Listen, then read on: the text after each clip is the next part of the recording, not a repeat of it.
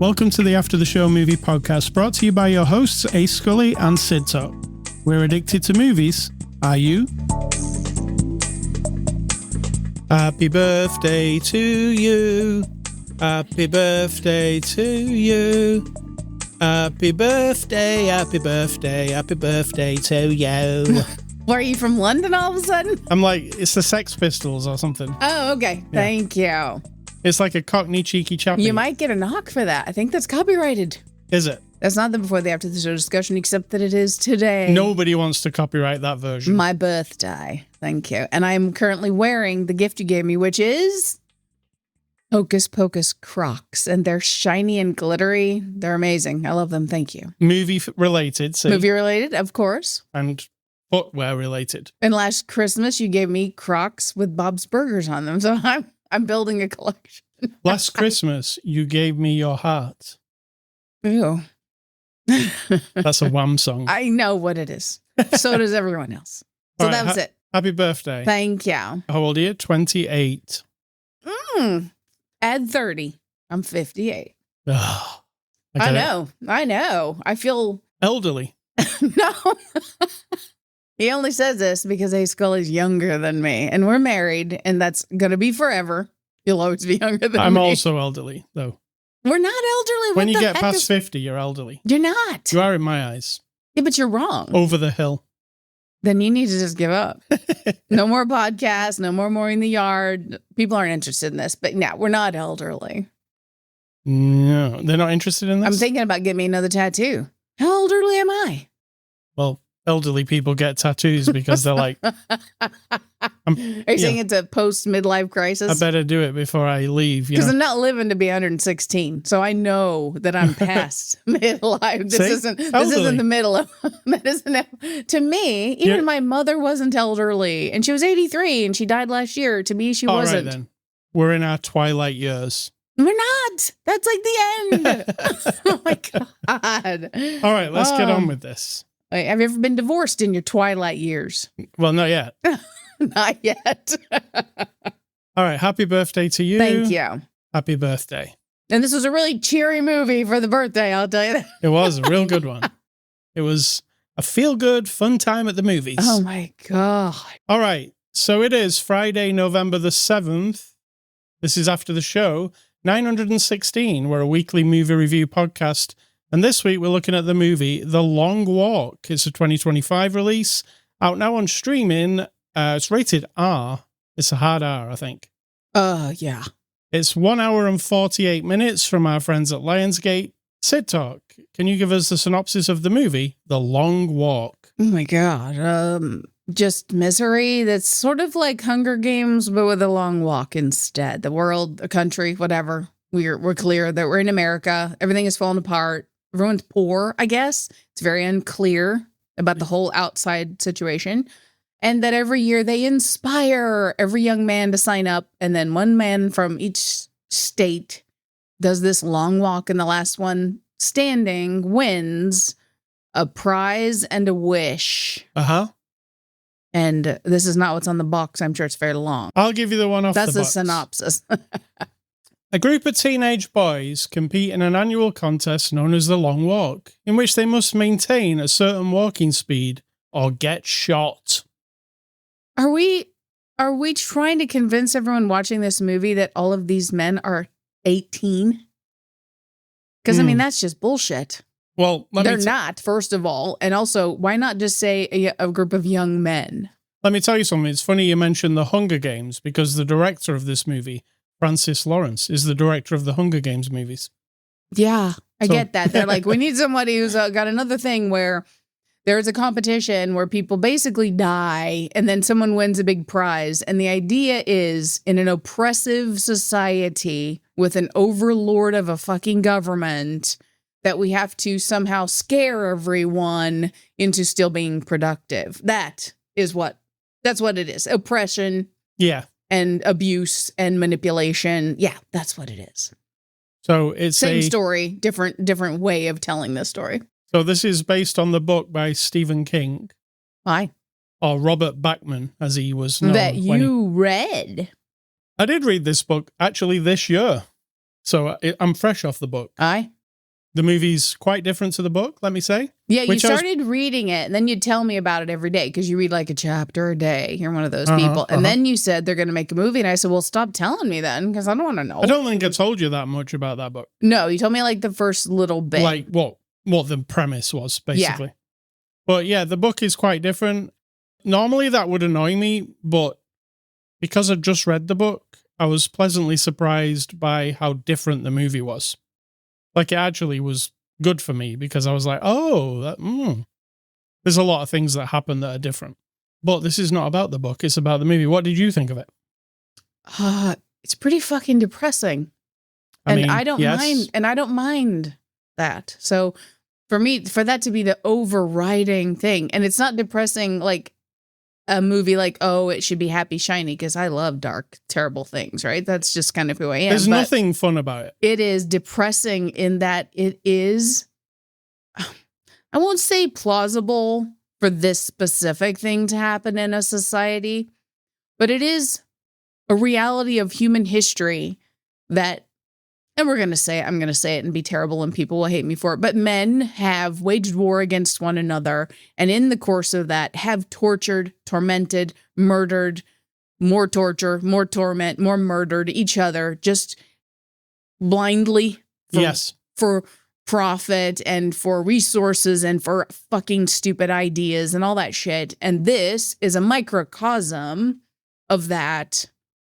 And sort of like they combine all the ideas, like, first of all, they all know. We don't know what's going to happen. I didn't know for sure because I didn't read the book. But these young men, as we go through the course of the first part of the movie, they know the consequence when you stop walking is you get murdered, right? Yeah. So they know this ahead of time. And yet they've all signed up because, and the one character makes it very clear, they say it isn't mandatory. And yet every single young man signs up for it. Because it's sort of an unwritten rule you're expected to, right? To play into this whole idea of it.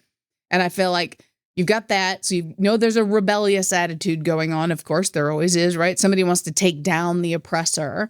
But then the oppression is so deeply rooted that there are people along the road that are there to kind of like see the show, see what's happening. Because they know too. Everyone knows. Yeah. Someone could get murdered. Any young man could get murdered right in front of him. It's also on television. Yeah, I love that they didn't address that, though. That we never went back and forth, right? That we never, like, said, cut to, like, a television feed. Yeah. Like the Hunger Games. And it is a direct parallel. I'm not comparing them quality-wise or story-wise, but it is a direct parallel that we're told that this entire thing is being broadcast to the country. Right. And the idea that Luke Skywalker tells everyone is that it inspires everyone. We're going to use loose quotes around inspires. Basically, it scares everyone into working harder for the next year because your sons will be put in here. Worse things can happen to you than this walk. You're right. That's kind of that is the same as the Hunger Games. It's 100% the same. It's like saying, look at this terrible thing we're doing, but you're signing up for it. But guess what? If you start to get out of line, this is just the beginning. We can do anything we want because we're a bunch of fuckheads. Yeah. I'm very anti-oppressive government. Can you tell? And the movie just takes place along the walk. It never cuts. You're right. It doesn't cut to anything, cut to a commentator, cut to other people reacting to this walk. You're in the walk. Yeah, I love that. Yeah, and it's the entire time. And I think that's where you say kind of is depressing. I think it feels more depressing from this point of view. Because you never go away from it. True. You never sprinkled in with any other, like... There's no other plot going on. There's nothing.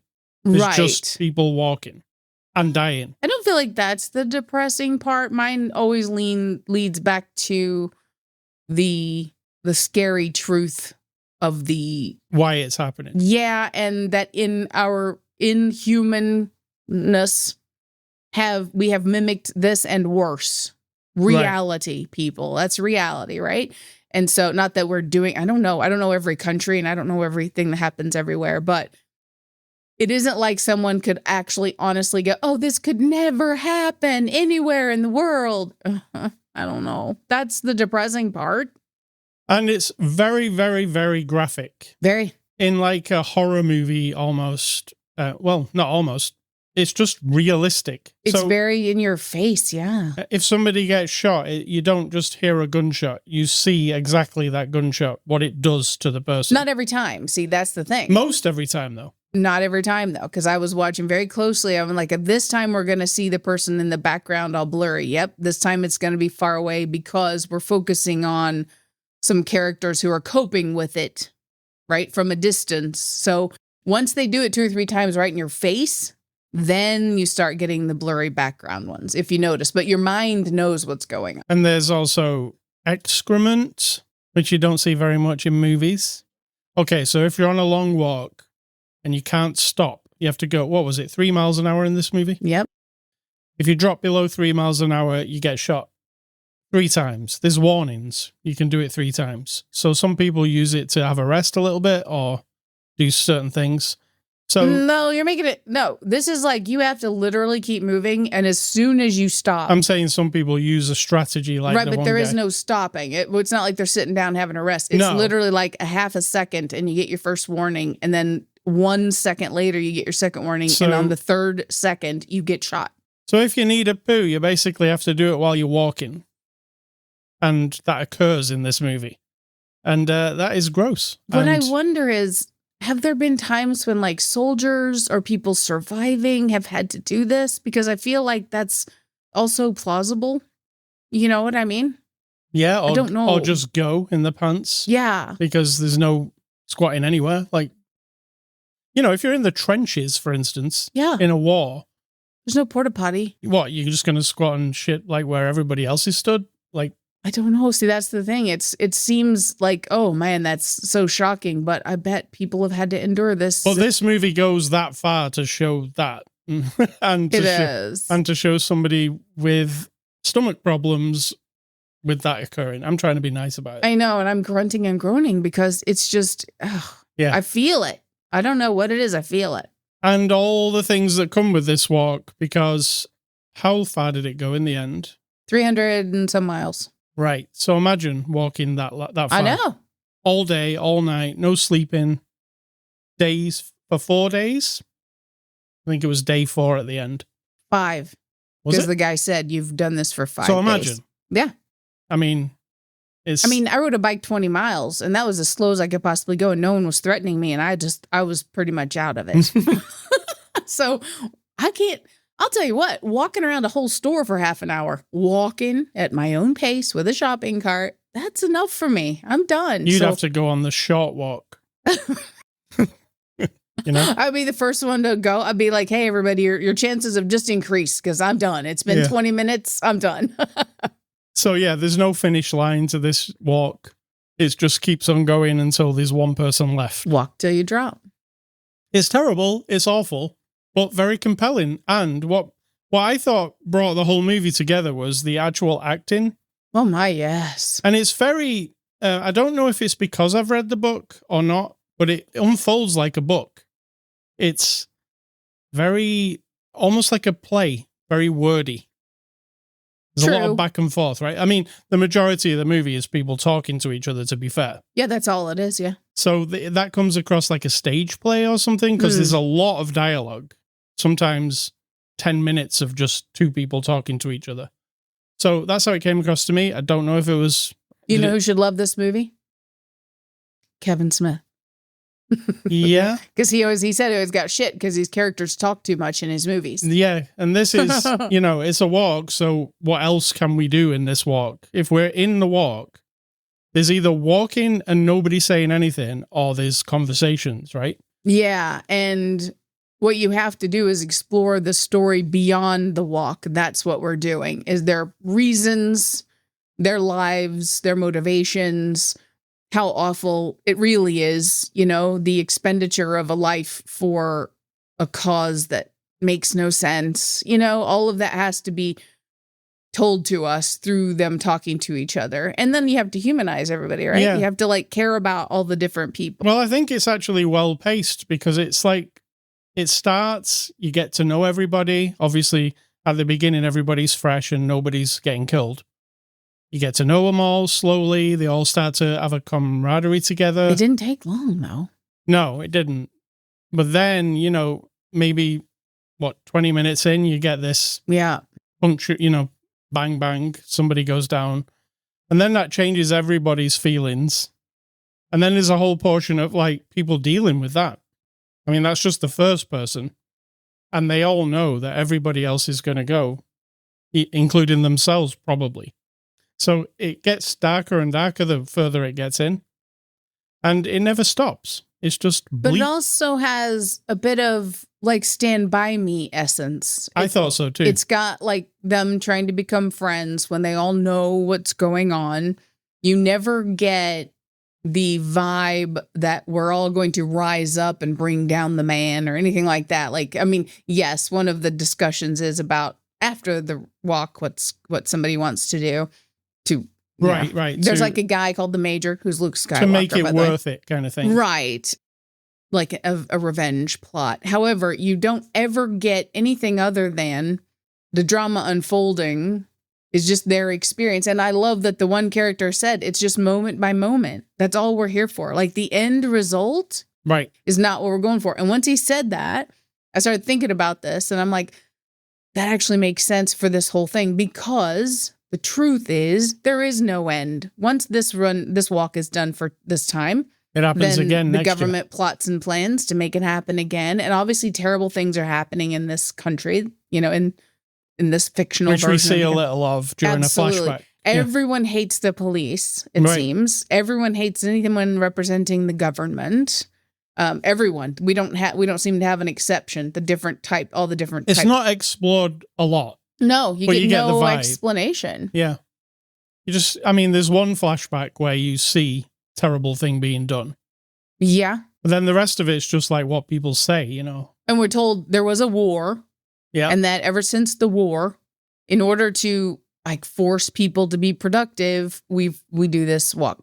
Again, same as Hunger Games, right? Right. We're punishing you all for not behaving. And then we also get the hint that they have outlawed what? Books, music, ideas. You can't talk back to the government officials. You can't talk bad about the long walk or you will just be murdered. Right. Which, again. And there are some defiant people on the walk who a little bit want to, put the finger up to the guy or whatever, that kind of thing. But yeah, it's grueling, I would say. Grueling is the perfect word, yes. And what makes it good for me is the quality of the acting throughout is very emotional. Absolutely. You don't go too crazy with like swelling music or anything like that. It's just really down to what the people are saying. Absolutely. And you really bond with the people. It's kind of traditional the way like you're introduced. The first character you're introduced to is going to be the guy you're with most of the time. Mm-hmm. But then when, it starts to get to the end and you've only been watching for an hour and 50 minutes, you're really with them. Oh, yes. You want them to succeed. Fully invested, yes. Yeah. So, yeah, I think they did really well. Let's get on to the cast. Cooper Hoffman plays Garrity. He's the guy you start with in this movie. I could watch him for another 5 hours. He's Philip Seymour Hoffman's son, by the way. Right, I don't think that matters. I think that he is endlessly watchable. He has a natural, I would say. Yeah, and a heart, and both of the main gentlemen that we're watching. Yeah, the other guy is absolutely David Johnson as McVrees. They're like a pair of tour de force, like feeling like these are these people. Right. I'm watching these characters breathe life into these two young men. Again, we're not going to pretend they're 18 on any level because I don't think either of them are close, right? I don't even know, but there's no way. But we're trying to postulate that. Oh, you're right. Are they all supposed to be exactly 18? Well, you just said the box says teenage boys. It does say teenage boys. You're right. And that's not, they can't be. Oh, you can be 19, I guess. That's it. True, but yeah, they're not 19 either. But yeah, between the two of them and everyone around is excellent, but they hold together. It never gets, what do they say on the painting show? It never gets twee, like sweet and nice. It never gets overly mushy. It is, they have their own motivations and reasons, and you're not really, I wasn't like rooting for anyone individually other than I didn't want a few of them after they showed their true colors. Then you're like, dude, I can't root for you anymore. Cooper Hoffman and David Johnson, they're actually 22 years old. Okay, so they're close. So they're close. Yeah. No, they're fantastic. Everybody's fantastic. And again, like I said I told you earlier about the book. In the book, they're 13 to 18. Right. Which would have been it would have made it even more grim. Oh, God. I'm glad they didn't do that. Yeah, so we made them adults in this one. That's fine. This time, that's fine with me. Got Charlie Plummer as Gary Barkovich. He's the guy who they called Killer along the way. So, what do you think of him? He did a really good job of being... I thought he stood out a lot. I loathed his character, so that's perfect, yeah. Yeah. Mark Hamill is the major. If anything about this movie I don't like that much, it's Mark Hamill. He's a bit over the top. He is over the top, and I understand because he is...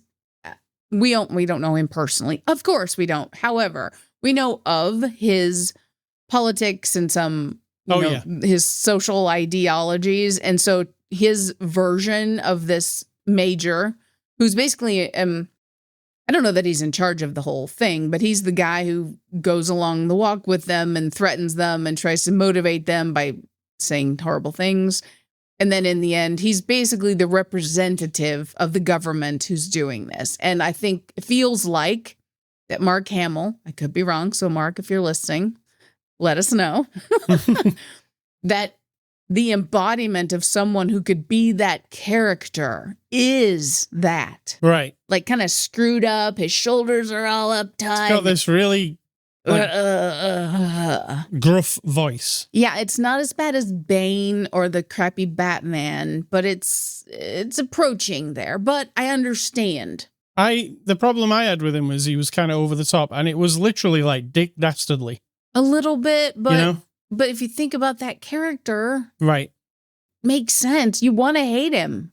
Yeah, I mean, I did hate him. I can't have any sympathy for this man. I can't have any I understand he's afraid or he's just a cog in the machine. No, I need to hate this person, and I did. When I was saying earlier that it's a big year for Stephen King adaptations, because we've got It, we've got The Long Walk, we've got The Running Man from Edgar Wright coming up. And the other one I couldn't think of was Life of Chuck, which we reviewed. Which actually had Mark Hamill in it as well, didn't it? Yeah. Life of Chuck was excellent, by the way. Oh, my. Yeah. Oh, my, yeah. And then we've got Judy Greer as Mum and Josh Hamilton as Dad in this movie. Briefly. They're in very brief, but I think they really matter. Absolutely. And I like Judy Greer. When she stood at the side of the road and she sees it. Oh, my God. I cried. It's heartbreaking. I cried. Yeah. Directed by Francis Lawrence. He directed some of the Hunger Game movies, like 3 or 4 of them. And that, including the latest one that we saw. And Red Sparrow with Katniss. Remember that one? Yeah. What do you think of Francis? I think that it is... It's not fancy, is it? But it's good. It isn't. I can imagine the meetings in the beginning of the writing. How are we going to make walking interesting visually? Cinema is a visual art, and you're telling the story with moving pictures, right? How the hell are we going to? And I think whoever designed all the shots and, came together to make it. And like I say, it's not flashy. No, it's very functional, and yet it's right. Yeah. It felt right. Yeah, it's just, there's a lot of scenery, obviously, because they're in the countryside walking. Walking. There are interesting things at the side of the road every now and then. Oh, we need to hear what Randall has to say about this one. Yeah. If you don't know who that is, Randall is from Clerks. And in Clerks 2, he describes Lord of the Rings, and he does this thing where he does this weird walk in place. And he's like, it's just a story. They're just walking. Imagine what Randall, the character, and I mean, when you actually, that movie is literally walking the whole time. I mean, it's an interesting walk, but it's a walk on the same as this movie. Absolutely. All right, IMDb reviews. What are those? Those are reviews that you like to find on the Internet Movie Database that give a movie a 1 star, and you find it funny when you disagree. So there's that. All right. First guy says, I do not feel exhausted nor tired, but I do feel bored. What are the actual rules of this so-called long walk? I'm not a reader of the book, so I thought they'd explain it. They didn't explain it at all. What are the rules? They do explain it. They did explain. I had no clue, and I understood. Yeah. He said right up front, if you get 3 warnings and then you get your ticket. He didn't say you're going to get shot. No, because they're trying to... Yeah, but they all know. Yeah. We don't as an audience at the beginning. True. But we could probably take a guess at that point. No, not yet, because that was brand new. You could still be in the thing like, oh, you get a ticket, you don't win, and that's it, right? But that's not what they mean. Second guy says, absolutely trash, a complete waste of time. Oh, waste of time, one of my favorites. I can't believe I sat through almost 2 hours of this nonsense. It was poorly directed and painfully slow. Just guys walking down a road. I mean, the book, it's called The Long Walk. Fucking. What else do you want? What would a person's mind turn that into if it wasn't going to be a long walk? What do you want from it? The next guy says, it's a dialogue-driven car crash. I was really excited to see this movie because the genre is right up my alley, but it's a 2-hour movie of people walking. That's how exciting it is. It's all dialogue-driven, and the dialogue is all terrible. The characters aren't even likable. I think that's partially, you're not supposed to like all of them. Absolutely. Because not everybody's a good guy. Correct. So yeah, you missed the point, IMDb people. Idiots. All right. They disagree with me. They're idiots. Conclusion. Let's give this movie a score. I'm going to give The Long Walk a 7 out of 10. 7 only. Okay. Yeah. I think that's good for me. I think that's a good score for mine. Right. I'm giving it an 8.9. Right. Because it made me cry. It made me think. It made me giggle, and appropriately at times. I mean, there are some funny stories. They're being inappropriate as well. It's a terrible, horrible situation, but it cracked open for me. A movie can dig a lot deeper just by what it is. I mean, a lot of them do. So in that arena, I feel like it's right up there. Yeah, and it's incredibly sad. Oh, God. You ain't going to come away from this movie and go, oh, that was really lovely. Woo! I love it. I mean, there are some moments of humanity where you're like, oh, wow, that's really profound. But then there are moments where you're like, we just suck. People suck. Yes. Yes. Don't go into it for a cozy time. Oh, you did it. Ugh. Yeah. Yeah, we're commenting on this new trend of everything being cozy. Everything's cozy. Cozy. Let's get cozy, everybody. All right. We're so awful. We have such a shitty attitude. Yeah. All right. Thank you to Lionsgate. Next week, we're going to look at the first in James Gunn, his DC universe. Remember, we reset everything. Okay. So his first movie in the DC universe is Superman. I got to keep up. Right. Forget everything you've seen. Like you've had a mind wipe. Superman is the first movie. If they wait like 2 years, I'm not going to have to try very hard. Right. Because I already forget a lot of the shit that I want. So, you know what? I should be fine with this. But all that Zack Snyder nonsense, forget all that. Oh. Even though I like Man of Steel. You did. Just forget all that happened. Forget that Aquaman was about. Forget all those. Superman is the first one. Brain wipe. All right, movie recommendations. I am going off Charlie Plummer in this movie. He plays Gary Barkovich, who's a real asshole in this movie. He was in this awesome movie that I don't reckon anybody really watched. It was called Spontaneous. Do you remember that one?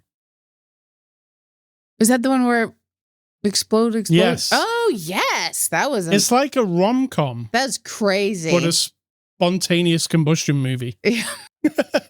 Somehow, some way. Yeah. Imagine that. Yeah, that's what it is. Okay. It's very, very good. And he was the star of that. Okay. I'd forgotten that he was in that. And Cooper Hoffman, who was also in Licorice Pizza, which is also an amazing movie by Paul Thomas Anderson. You do love that. You do love the Paul Thomas. I do. We've got a new one coming very soon. Nice. Yeah. And for me, I'm going back to all the horror movies since the beginning of time, or when cinema began, and that would have been like early turn of the 20th century, from 1800s to 1900s. I'm already up to 2011, so I'm already in the 21st century now. Cabin in the Woods from 2011. One of the greats, I think. I really do. Brilliant. It really is, because neither of us that I know, you didn't know, I didn't know. No, we didn't. It's like Dusk Till Dawn. We're not telling you anything. Blind. It's just, it's such a good Go into it blind payoff. if you've not seen it. Oh my. Yeah. The Gray with Mr. What's his face? Liam Mr. Love Neeson. Actually. Yes. One of his action hero, not action hero kind of movies. I remember it's in the Arctic, right? Yeah, he always plays this like subdued, I've got special skills kind of guy when you don't think he really does. It's one of those. There's one you like, Hobo with a Shotgun. I do like that. Rutger Hauer.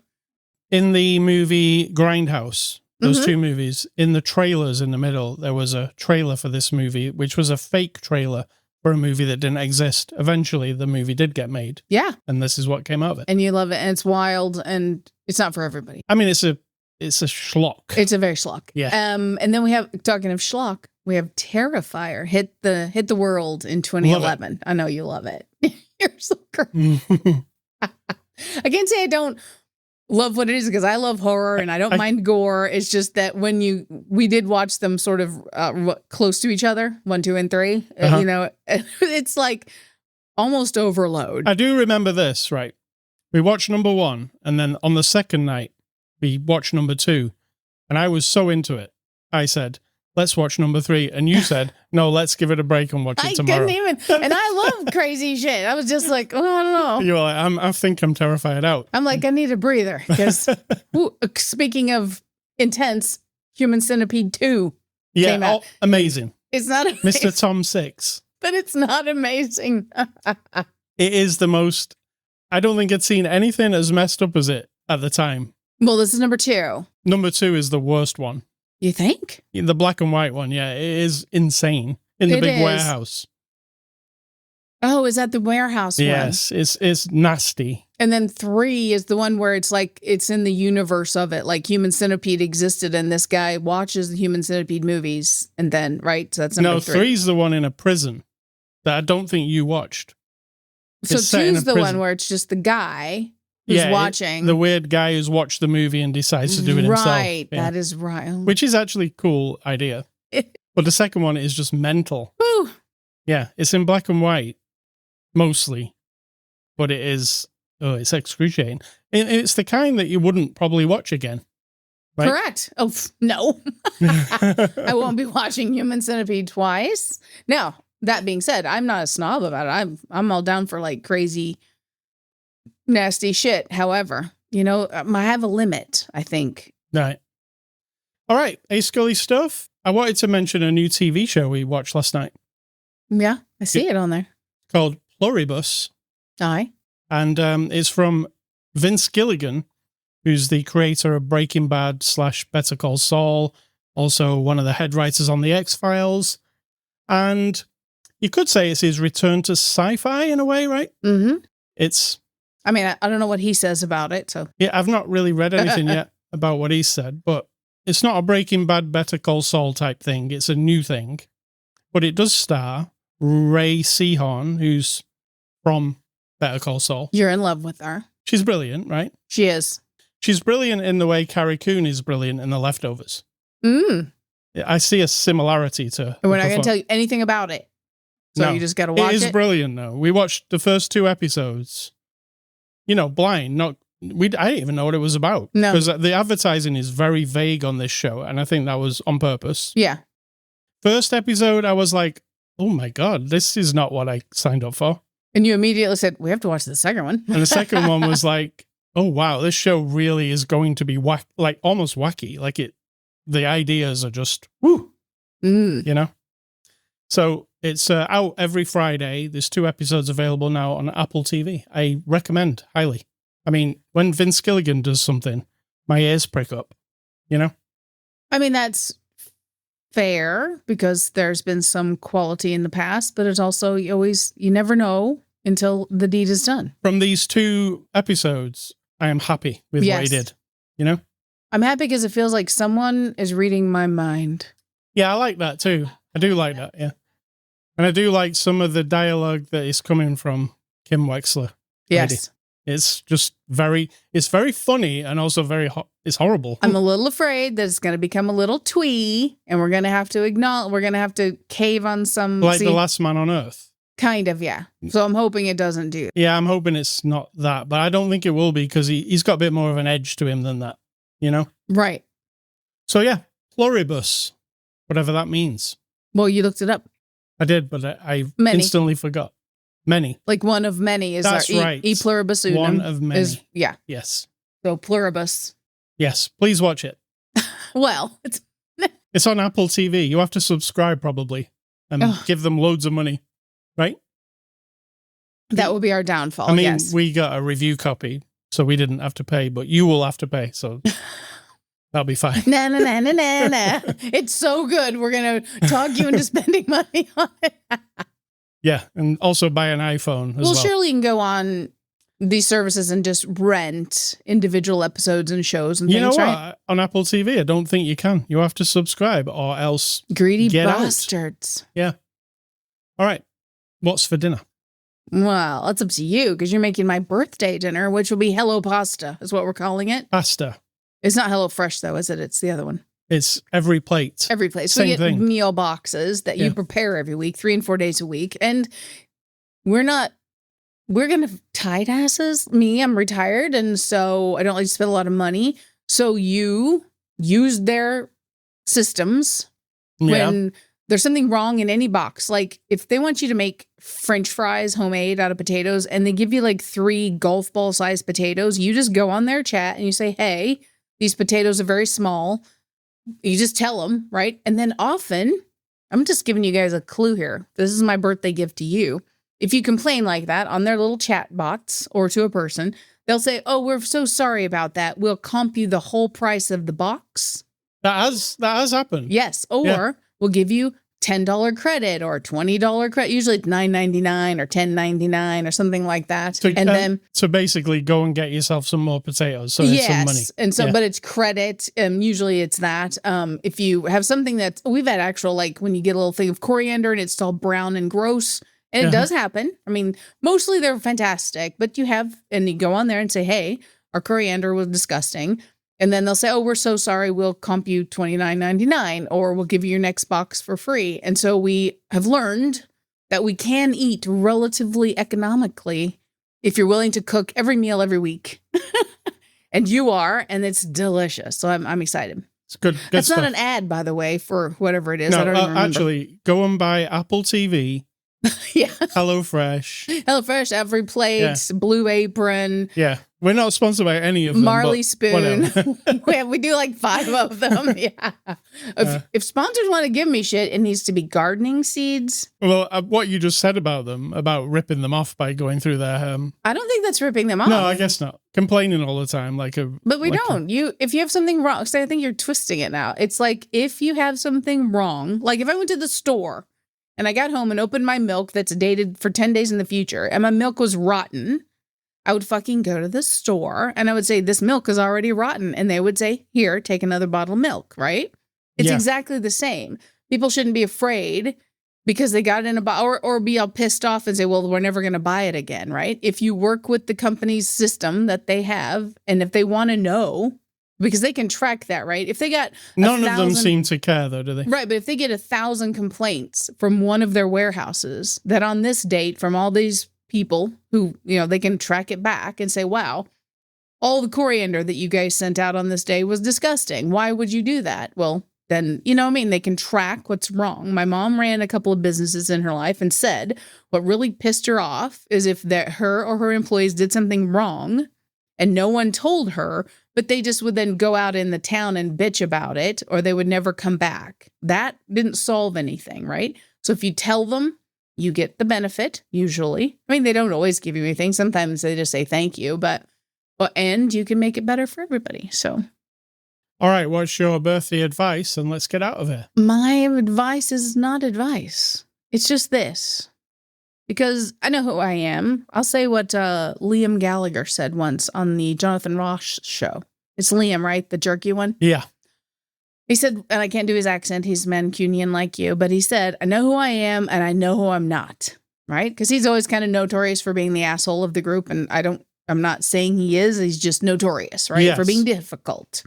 I get that. And I've come to that way in my life after 58 years. I know who I am. I know who I'm not. I'm totally good with it. I love it. I love who I am. It's funny that you remember that quote. Well, it meant a lot. Liam Gallagher's inspired you.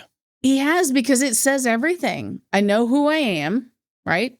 Mm-hmm. And I know who I'm not. That means I'm not bending my knee and I'm not standing up for shit that makes no sense. And I'm not, this isn't my advice, by the way, but I know who I'm not. I'm not going along. I'm not following.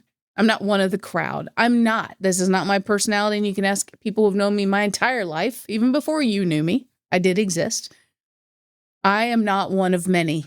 So Pluribus is a fantastic show for me. I love it. But I just have this conclusion that, in the course of the whole of human history and the whole universe, I am not going to really matter. And that's okay with me. I am not a legacy type of person. I don't have to go on forever and ever and make a big crater in the world of everything. But at the same time, I understand that my life, being here alive with you on this podcast, playing this game, having my friends and family wishing me happy birthday, and having people who love me, and the experiences that we have and memories, it all has no meaning if somebody somewhere has decided that my life is to be lived at the cost of others. Like that I am some sort of I'm in a package over here where we can now exploit and push down someone else so that your life can be what it is. I don't feel like my life has meaning if I'm going along with that mindlessly, right? I also am not here just for someone to profit off of me. I'm not just a fucking meat bag that collects a little bit of currency over here from having a job and then mindlessly walks over here and dumps it into this business or over into that business so someone else can have the cash. My job, my life, my existence is not I'm not a piece on a board game for some other fucker to move around so they can win a battle over here or squash someone down over there or make a big fucking bottom line for their corporation over there. I am part of all of that. I get that. I'm not delusional, but I'm also aware that I will do what I can not to be just that. So that is my 58th year revelation. All right. Thank you. Aye, Captain. All right. So you can go to ascully.com. You can get this podcast. You can also go to Spotify, iTunes, Amazon Music, YouTube. The podcast is available everywhere. You can go to social media. X, Twitter, Instagram, Blue Sky, Threads. You'll find me, and sometimes you'll find Cidtalk. ascully@ascully.com is the email address to email me any feedback. Don't email Cidtalk. She doesn't want your email. And stay classy, Mr. Stephen King. There's lots of Stephen King stuff to come, I'm sure. Aye, and I'm going to say, think for yourself or someone is doing it for you.